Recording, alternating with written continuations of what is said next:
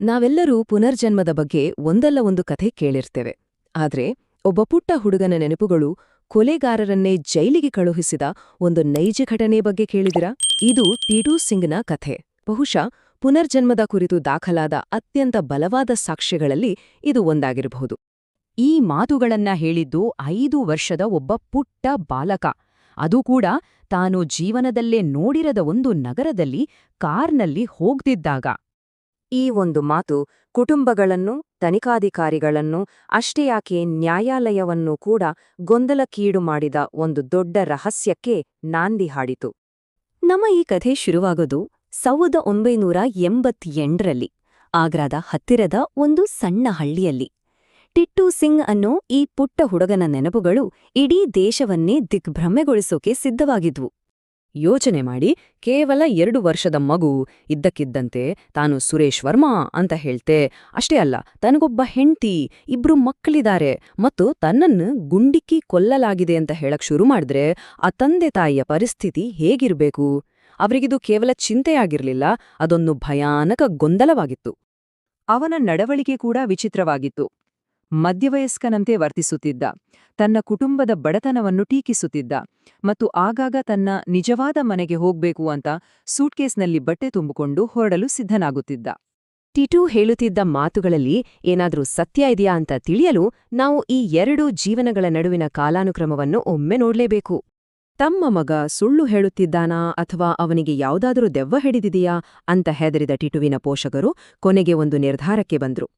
ಸತ್ಯವನ್ನು ಪತ್ತೆ ಹಚ್ಚಲು ತಮ್ಮ ಹಿರಿಯ ಮಗ ಅಶೋಕ್ನನ್ನು ಆಗ್ರಾಕ್ಕೆ ಕಳುಹಿಸಿದ್ರು. ತನ್ನ ತಮ್ಮನ ಕಲ್ಪನೆಯ ಕಥೆಯನ್ನ ಸುಳ್ಳು ಅಂತ ಸಾಬೀತು ಮಾಡೇ ಮಾಡ್ತೀನಿ ಅನ್ನೋ ಒಂದೇ ಉದ್ದೇಶದಿಂದ ಅಶೋಕ್ ಆಗ್ರಾದ ಗದ್ದಲದ ಮಾರುಕಟ್ಟೆಗೆ ಪ್ರಯಾಣ ಬಳಸಿದ. ಯಾಕಂದ್ರೆ ಟಿಟೂ ಹೇಳಿದ ಸುರೇಶ್ ರೇಡಿಯೋಸ್ ಅನ್ನೋ ಅಂಗಡಿ ಅಲ್ಲಿ ಇರೋಕೆ ಸಾಧ್ಯವೇ ಇಲ್ಲ ಅನ್ನೋದು ಅವನ ದೃಢ ನಂಬಿಕೆಯಾಗಿತ್ತು. ಆದರೆ ಅಲ್ಲೊಂದು ದೊಡ್ಡ ಆಘಾತ ಕಾದಿತ್ತು. ಆ ಅಂಗಡಿ ನಿಜವಾಗಿಯೂ ಅಲ್ಲಿತ್ತು. ಅದರ ಹೆಸರು ಸುರೇಶ್ ರೇಡಿಯೋಸ್. ಅದರೊಳಗೆ ಉಮಾ ವರ್ಮಾ ಎಂಬ ವಿಧವೆ ತನ್ನ ಪತಿಯ ದುರಂತ ಕಥೆಯನ್ನು ಹೇಳಲು ಬಹುಶಃ ಕಾಯುತ್ತಿದ್ದಳು. ಉಮಾ ವಿವರಿಸಿದ ಪ್ರತಿಯೊಂದು ವಿವರವೂ, ಅಂದರೆ ಅಂಗಡಿಯ ಹೆಸರು, ಮಕ್ಕಳ ಸಂಖ್ಯೆ, ಕೊಲೆಯಾದ ರೀತಿ ಎಲ್ಲವೂ ಟಿಟೂ ಹೇಳಿದ್ದಕ್ಕೆ ಅಕ್ಷರಶಃ ಹೊಂದಿಕೆಯಾಯಿತು. ಆ ಕ್ಷಣ ಅಶೋಕ್ಗೆ ತನ್ನ ತಮ್ಮನ ಕಥೆ ಕೇವಲ ಕಲ್ಪನೆಯಲ್ಲ, ಅದೊಂದು ಭಯಾನಕ ಸತ್ಯ ಅಂತ ಗೊತ್ತಾಯಿತು. ಈ ನಂಬಲಾಗದ ಸತ್ಯವನ್ನು ಸ್ವತಃ ಕಣ್ಣಾರೆ ನೋಡ್ಲೇಬೇಕು ಅಂತ ಸುರೇಶನ ಇಡೀ ಕುಟುಂಬ ಯಾವುದೇ ಮುನ್ಸೂಚನೆ ನೀಡದೆ ಟಿಟೂವಿನ ಹಳ್ಳಿಗೆ ಹೊರಟಿತು. ಅವರು ಮನೆಯ ಬಾಗಿಲಲ್ಲಿ ನಿಂತಿದ್ದಂತೆಯೇ ಊಟ ಮಾಡ್ತಿದ್ದ ಟಿಟೂ ತಟ್ಟೆಯನ್ನು ಪಕ್ಕಕ್ಕಿಟ್ಟು ಓಡಿಬಂದ. ಅವನು ತನ್ನ ಹಿಂದಿನ ಜನ್ಮದ ತಾಯಿ, ತಂದೆ ಮತ್ತು ಹೆಂಡತಿಯನ್ನು ಗುರುತಿಸಿ ತಬ್ಬಿಕೊಂಡಾಗ ಅಲ್ಲಿದ್ದ 2 ಕುಟುಂಬಗಳು ಆಘಾತದಿಂದ ಮೂಕವಿಸ್ಮಿತರಾಗಿದ್ವು. ಅಷ್ಟೇ ಅಲ್ಲ, ಸುರೇಶ್ ಮತ್ತು ಅವನ ಹೆಂಡತಿ ಉಮಾಗೆ ಮಾತ್ರ ತಿಳಿದಿರಬಹುದಾದ ಒಂದು ಖಾಸಗಿ ನೆನಪನ್ನು ಅವನು ವಿವರಿಸಿದ. ಇದು ಅವರ ನಂಬಿಕೆಯನ್ನು ಮತ್ತಷ್ಟು ಗಟ್ಟಿಮಾಡಿತು. ಸರಿ, ಇಷ್ಟೆಲ್ಲ ಆದ್ರೂ ಒಂದು ಸಣ್ಣ ಅನುಮಾನಕ್ಕೂ ಜಾಗ ಇರಬಾರ್ದು ಅಂತ ಖಚಿತಪಡಿಸಿಕೊಳ್ಳಲು ಸುರೇಶನ ಕುಟುಂಬ ಟಿಟುವನ್ನು ಅಂತಿಮ ಪರೀಕ್ಷೆಗಾಗಿ ಆಗ್ರಾಕ್ಕೆ ಕರೆತಂದಿತು. ಇದು ಕೇವಲ ಕಾಕತಾಳೀಯವೋ ಅಥವಾ ಅದಕ್ಕಿಂತ ಮಿಗಿಲಾದುದೇನಾದೋ ಇದೆಯೋ ಅಂತ ನೋಡಲು ಅವರು ಒಂದರ ಹಿಂದೆ ಒಂದರಂತೆ ಪರೀಕ್ಷೆಗಳನ್ನು ವಿನ್ಯಾಸಗೊಳಿಸಿದ್ರು.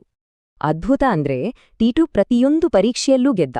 ವೇಗವಾಗಿ ಚಲಿಸುತ್ತಿದ್ದ ಕಾರಿನಿಂದ ತನ್ನ ಅಂಗಡಿಯನ್ನು ಗುರುತಿಸಿದ, ಅಂಗಡಿಯೊಳಗಿನ ಬದಲಾವಣೆಗಳನ್ನು ನಿಖರವಾಗಿ ಪತ್ತೆ ಮಾಡಿದ ಮತ್ತು ಕೊನೆಗೆ ಅಪರಿಚಿತ ಮಕ್ಕಳ ಗುಂಪಿನಿಂದ ತನ್ನ 2 ಪುತ್ರರನ್ನು ಕೂಡ ಸರಿಯಾಗಿ ಗುರುತಿಸಿದ.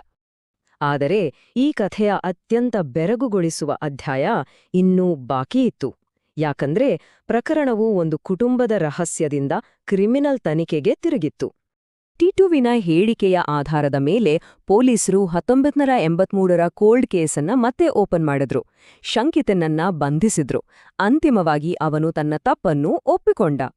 ಆದ್ರೆ ಈ ಪ್ರಕರಣದ ಅತ್ಯಂತ ಬಲವಾದ ಸಾಕ್ಷ್ಯ ಅಂದ್ರೆ ಅದು ಟಿಟುವಿನ ದೇಹದ ಮೇಲಿದ್ದ ಗುರುತುಗಳು. ಸುರೇಶ್ನ ಶವಪರೀಕ್ಷಾ ವರದಿಯಲ್ಲಿ ಗುಂಡು ಎಲ್ಲಿ ಪ್ರವೇಶಿಸಿತ್ತು ಮತ್ತು ಎಲ್ಲಿಂದ ಹೊರಬಂದಿತ್ತು ಅಂತ ನಮೂದಾಗಿತ್ತು. ಅದೇ ಜಾಗದಲ್ಲಿ ಟಿಟುವಿನ ತಲೆಯ ಮೇಲೆ ಜನ್ಮ ಮಚ್ಚೆಗಳಿದ್ವು. ಇದನ್ನು ಕೇವಲ ಕಾಕತಾಳೀಯ ಅಂತ ತಳ್ಳಿಹಾಕಲು ಸಾಧ್ಯವೇ ಇರಲಿಲ್ಲ. ಹೀಗೆ ಟಿಟುವಿನ ಸಾಕ್ಷ್ಯ ಮತ್ತು ಅದನ್ನು ಬೆಂಬಲಿಸಿದ ಭೌತಿಕ ಪುರಾವೆಗಳು ಸುರೇಶ್ ವರ್ಮನ ಕೊಲೆಗಾರರಿಗೆ ಶಿಕ್ಷೆ ಕೊಡಿಸುವಲ್ಲಿ ಯಶಸ್ವಿಯಾದವು. ನ್ಯಾಯಾಲಯದ ಇತಿಹಾಸದಲ್ಲಿ ಇದೊಂದು ಕ್ರಾಂತಿಕಾರಿ ತೀರ್ಪಾಗಿತ್ತು. ಹಾಗಾದ್ರೆ ಈ ವಿಚಾರಣೆಯ ನಂತರ ಟಿಟು ಮತ್ತು ಅವನ ಎರಡೂ ಕುಟುಂಬಗಳಿಗೆ ಏನಾಯ್ತು? ಅವರ ಜೀವನ ಹೇಗೆ ಸಾಗಿತು? ಎರಡೂ ಕುಟುಂಬಗಳು ಬಹಳ ಜಾಣತನದಿಂದ ಒಂದು ಮಾರ್ಗವನ್ನು ಆರಿಸಿಕೊಂಡ್ವು. ಅದು ಟಿಟುವಿಗೆ ತನ್ನ ಹಿಂದಿನ ಜನ್ಮವನ್ನು ಒಪ್ಪಿಕೊಳ್ಳುತ್ತಲೇ ಅವನ ಹೊಸ ಜೀವನದಲ್ಲಿ ಚೆನ್ನಾಗಿ ಬೆಳೆಯಲು ಅವಕಾಶ ಮಾಡಿಕೊಟ್ಟಿತು. ಕೊನೆಯದಾಗಿ ಟಿಟು ಸಿಂಗಿನ ಈ ಕಥೆ ನಮ್ಮ ಪ್ರಜ್ಞೆ ಮತ್ತು ಸ್ಮರಣೆಯ ಸ್ವರೂಪದ ಬಗ್ಗೆ ಒಂದು ಗಹನವಾದ ಪ್ರಶ್ನೆಯೊಂದಿಗೆ ನಮ್ಮನ್ನು ಬಿಟ್ಟುಹೋಗುತ್ತದೆ.